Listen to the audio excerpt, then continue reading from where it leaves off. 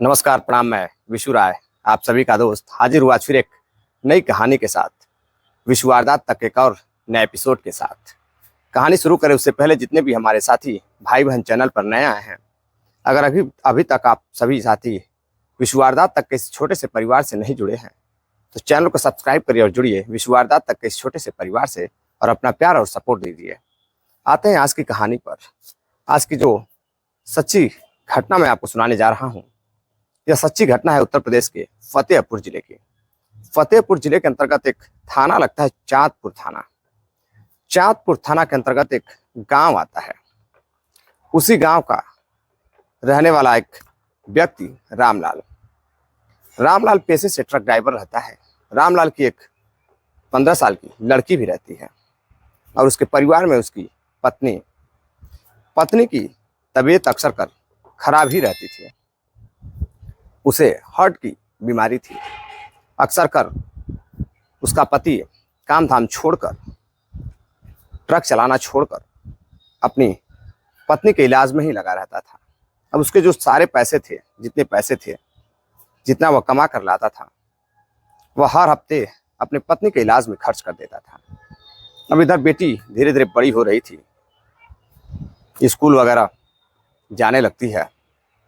पैसे कम हो जाते तो लड़की स्कूल जाना छोड़ देती थी, पढ़ाई छोड़ देती थी। फिर जैसे पैसे आते वैसे वो पढ़ाई करने लगती थी। जो लड़की रहती है उसका नाम गीता रहता है। गीता बेहद ही खूबसूरत लड़की रहती है। अब जब गीता धीरे धीरे 15 साल की होती है, तभी फरवरी के महीने में 2018 में उसकी माँ की तबीयत अचानक फिर खराब हो जाती है। उसकी माँ को भी हमेशा चिंता सताती थी कि उसकी बेटी अब बड़ी हो रही है, घर में काफ़ी सारी दिक्कतें हैं, आर्थिक समस्याएं भी हैं, लड़की की पढ़ाई लिखाई सही से हो नहीं रही है, तो फिर लड़की की वह शादी कैसे करेगी।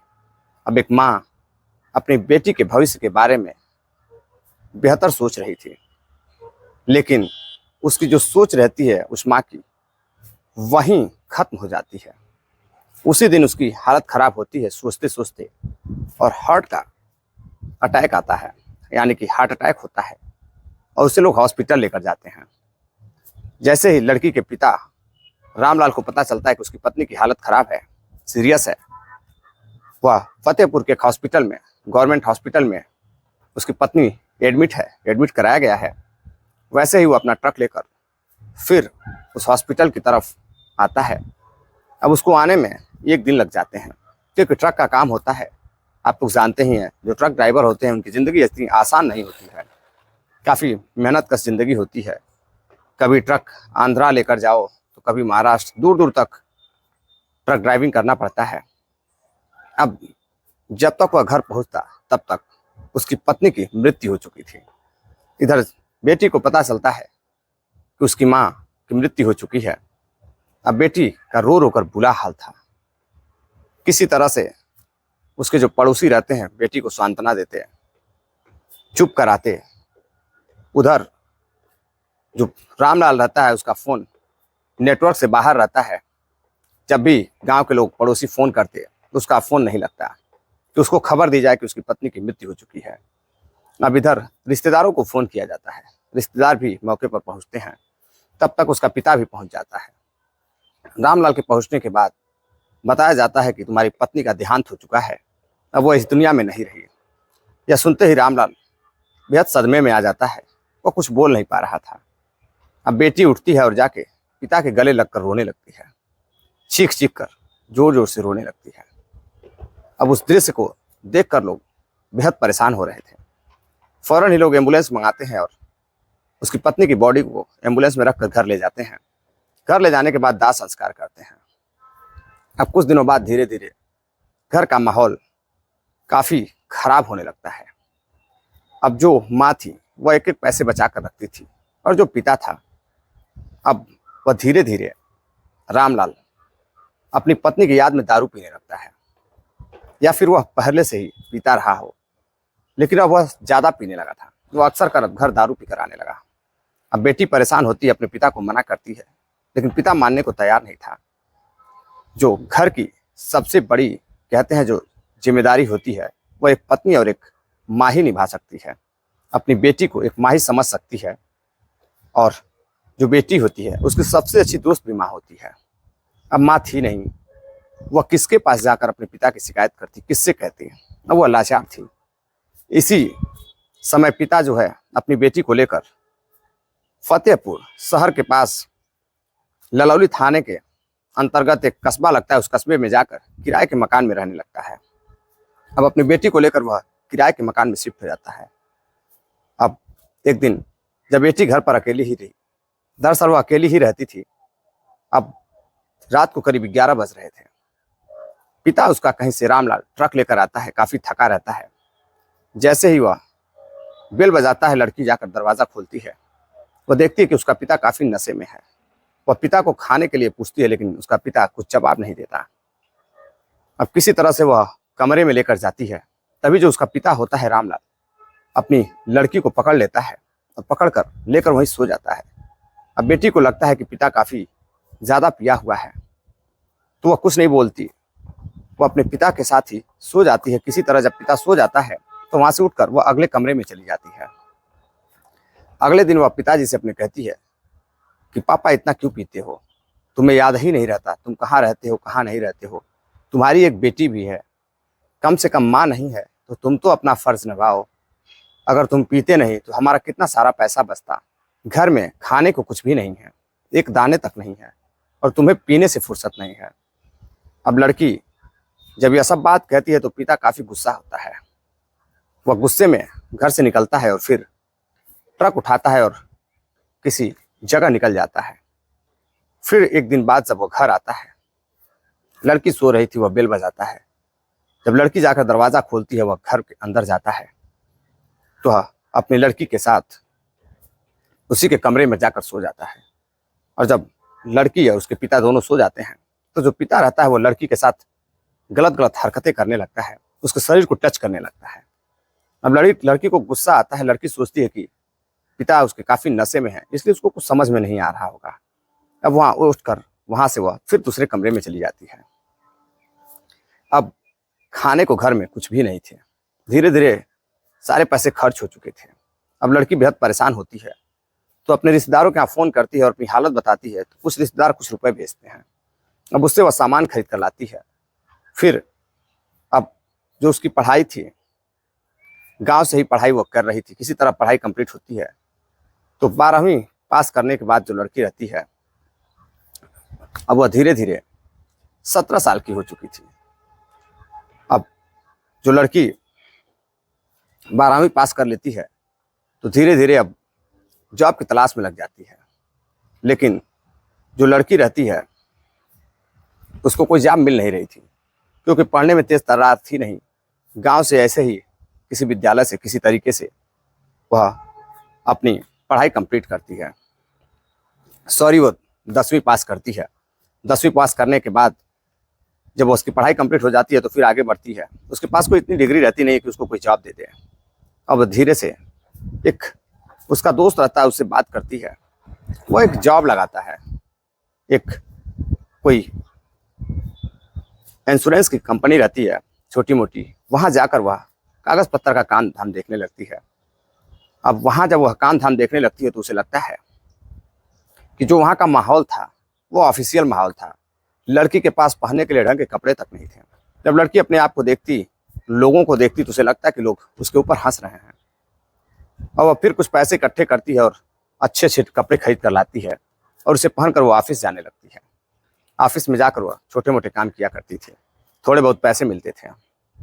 अब जब छोटे मोटे काम करके कुछ पैसे कमाने लगती है तो एक दिन घर जब जाती है तो उसका पिता घर पर ही रहता है, नशे में टल्ली रहता है। वो अपने बेटी को देखता है, जींस टॉप यानी कि छोटे कपड़ों में देखता है, तो वह बेटी की तरफ आकर्षित होता है और बेटी जैसे ही कमरे में घुसती है वह भी उसके कमरे में घुस जाता है और बेटी हैरान रह जाती है।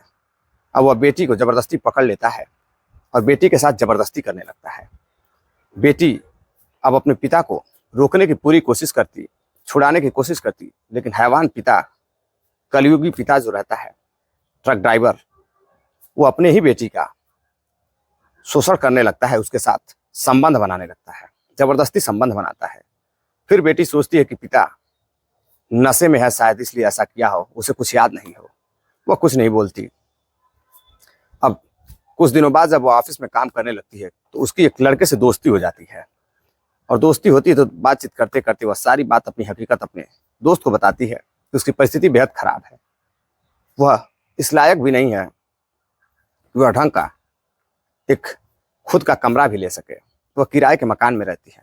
जो दोस्त रहता है वह बेहद ही, कहते हैं, काफ़ी काइंडली रहता है, यानी कि दयालु रहता है। लड़की को कुछ पैसे देता है, अब उसका खर्च भी उठाने लगता है धीरे धीरे। अब दोनों में धीरे धीरे बातचीत करते करते समय बीतता जा रहा था। समय करीब 1 साल से अधिक होने वाले थे। दोनों में मोहब्बत भी शुरू हो गई थी। तभी एक दिन जो लड़की रहती है उसके पेट में बेहद तेज दर्द होता है। वो अपने दोस्त को फ़ोन करती है तो उसका दोस्त बताता है कि तुम हॉस्पिटल आओ, मैं वहाँ पहुँच रहा हूँ। वो हॉस्पिटल पहुँचती है, उसका इलाज होता है तो पता चलता है कि वह प्रेग्नेंट है।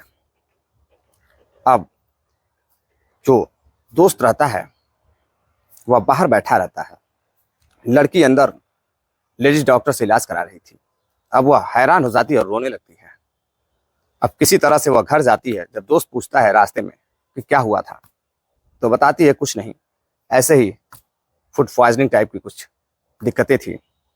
अब जब वो घर पहुंच जाती है, जब उसका पिता शाम को आता है, वह सारी बात अपने पिता को बताती है तो पिता बेहद ही गुस्सा होता है और लड़की को एबॉर्शन की सलाह देता है। किसी तरह लड़की अब पैसा इकट्ठा करके एबॉर्शन कराती है। जैसे ही एबॉर्शन होता है, कुछ दिनों बाद जब वह ऑफिस से घर आती है, कपड़े बदल रही होती है, तभी उसका पिता जो है ट्रक लेकर आ जाता है। जब ट्रक लेकर आता है, खड़ा करने के बाद अंदर जाता है, बेल बजाता है, लड़की दरवाज़ा खोलती है और लड़की कपड़े बदलने लगती है। जब कपड़े बदलने लगती है तभी उसका पिता पीछे से जाता है, अपनी लड़की को पकड़ लेता है और पकड़ने के बाद उसके एक एक कपड़े निकालता है और निकालने के बाद अपनी बेटी के ही साथ वह पिता रामलाल शोषण करने लगता है, शारीरिक संबंध बनाने लगता है। अब वह आए दिन जब भी मन करता, जब भी बेटी रोकने की कोशिश करती तो उसको धमकियां देता, घर से भगाने की बात करता, उसको मारता पीटता, यहाँ तक कि कई बार उसने लोहे से भी, लोहा गर्म कर कर भी उसको दागा भी था। अब वह इतना परेशान हो चुकी थी, अपने रिश्तेदारों से फ़ोन करके वो अपने पिता के बारे में बताती है, लेकिन रिश्तेदार समझते हैं कि हो सकता है बेटी झूठ बोल रही हो, भला रामलाल या एक पिता अपनी बेटी के साथ ऐसे कैसे कर सकता है। लोग उसकी बेटी को ही बुरा भला कहने लगते हैं। अब बेटी सोचती है कि मैं किसके पास जाऊं, अगर दोस्त से मैं कहती हूँ तो शायद हो सकता है दोस्त भी उसे छोड़ दे। अब वह जुल्म सहती रहती है। फिर एक दिन उसके पेट में दर्द होता है। फिर वह ऑफिस वहीं जाकर हॉस्पिटल में चेक कराती है तो पता चलता है कि फिर वह बच्चे की माँ बनने वाली है, वह प्रेग्नेंट है। अब वह परेशान हो जाती है, हैरान हो जाती है। अब उसे कुछ समझ में नहीं आ रहा था कि वह क्या कर रही थी। वह जा करके फिर पिता को बताती है तो पिता फिर से कुछ पैसे देता है और कहता है कि तुम जाकर एबॉर्शन करवा लो। अब कुछ दवाइयाँ लाती है, खाती है। अब वह परेशान रहती है। अक्सर कर वह दिमाग से, मानसिक रूप से अब विकृत होने लगती है, यानी कि परेशान होने लगती है। उसका दिमाग नहीं काम कर रहा था। वह पिता से कहती है कि मैं शादी करना चाहती हूँ। तभी पिता उसे शादी करने की सलाह नहीं देता है और घर में ही रहने की सलाह देता है। पिता बोलता है कि जब मैं कहूँगा तब तुम्हारी शादी होगी, तुम्हें ऐसी क्या दिक्कत आ गई है कि तुम अचानक शादी करोगी, आखिर मैं किस लिए हूँ। अब लड़की काफ़ी परेशान हो जाती है। अब उसकी जो सहनशीलता रहती है, जो क्षमता रहती है, वह भर गई थी, यानी कि हद से ज़्यादा हो गई थी। अब एक दिन फिर पिता उसके साथ शोषण करता है तो वह लड़की उठती है गुस्से में और उसके बाद जाकर अपने कमरे में सो जाती है, रोने लगती है। रोने के बाद बहुत सोच विचार करती है। अब हद से ज़्यादा वह सहन कर चुकी थी। अब एक दिन जब उसका पिता फिर ऐसी हरकत उसके साथ करता है, उसके साथ कपड़े निकालकर संबंध बनाता है और अपनी ही बेटी से वह शादी करने की बात करने लगता है, तब बेटी को गुस्सा आता है और बेटी अगले दिन यानी कि 10 अक्टूबर 2023 को ललौली थाने में जाती है और पुलिस में तहरीर देती है और एक महिला पुलिसकर्मी को अपनी सारी हकीकत बताती है। हकीकत बताने के बाद वह पुलिस को लेकर वहां से उसके घर जाती है, जिस किराए के मकान में वह ललौली थाने में जिस कस्बे में रहते थे वहां जाती है।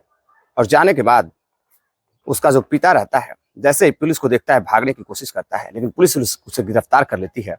गिरफ्तार कर उसके मेडिकल कराती है।